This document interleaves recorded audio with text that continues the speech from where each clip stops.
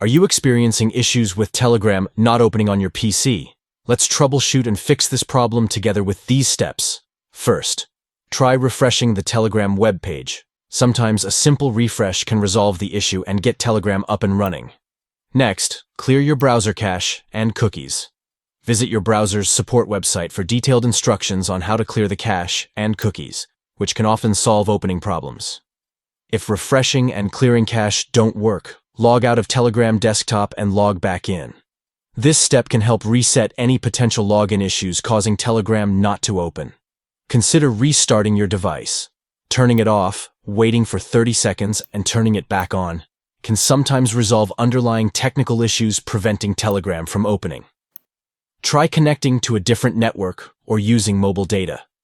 Sometimes network connectivity issues can hinder Telegram from opening, so switching networks can help troubleshoot the problem. If the issue persists, don't hesitate to contact Telegram support for further assistance. Their dedicated support team can provide additional guidance to resolve the opening problem. Lastly, ensure your internet connection is stable.